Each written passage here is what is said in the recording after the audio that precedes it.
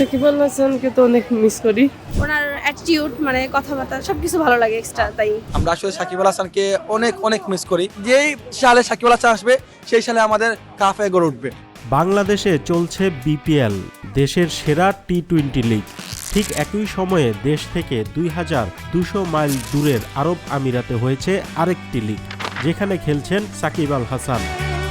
নিজ দেশের লিগে খেলা হয়নি ভাগ্যের ফেরে, তবে বিদেশি লিগে খেলছেন মন ভরে।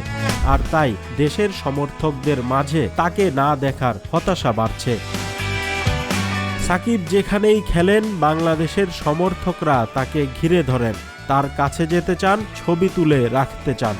এমন মানুষকে কাছে পেয়ে ভিনদেশি ক্রিকেটাররাও বন্ধু বানান। বিপিএলে ঢাকা ক্যাপিটালসের হয়ে খেলতে আসা পাকিস্তানি ইমাদ ওয়াসিম সাকিবকে নিজের বন্ধু বললেন। সে আমার বন্ধু, সে আমার খুব ভালো বন্ধু। আমরা ক্যারিবিয়ান প্রিমিয়ার লিগে একসঙ্গে খেলেছি। একজন ক্রিকেটার এবং মানুষ হিসেবে আমি তাকে দারুণ মনে করি। সে বিশ্বমানের ক্রিকেটার, আমি এর বেশি আর কি বলতে পারি ওকে নিয়ে। ক্রিকেটে সে বাংলাদেশের দূত, বিশ্বব্যাপী সে বাংলাদেশের প্রতিনিধিত্ব করে। দারুণ ক্রিকেটার, দারুণ মানুষ। দুজনের মধ্যে মিল বলতে আমরা বাঁহাতি স্পিনার, তবে সত্যি বলতে সে আমার চেয়ে ভালো ব্যাটিং করে। পরিসংখ্যানও সেটাই বলবে।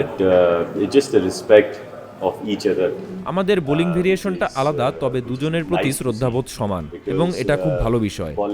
পাওয়ার প্লেতে বাঁহাতি স্পিন করা সবসময়ই কঠিন, কিন্তু আমরা দুজনই নিকট অতীতে এটা সাফল্যের সঙ্গে করে আসছি। আশা করি এটা আমরা চালু রাখতে পারবো।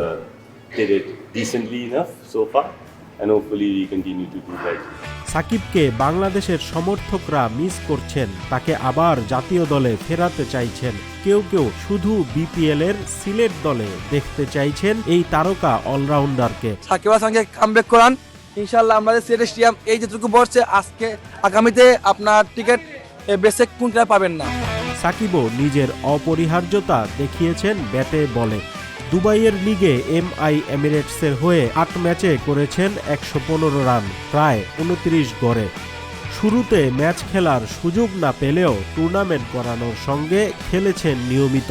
তবে বল হাতে ওভার পেয়েছেন কম, তাই মাত্র 8 ম্যাচে 3 উইকেট তার দখল।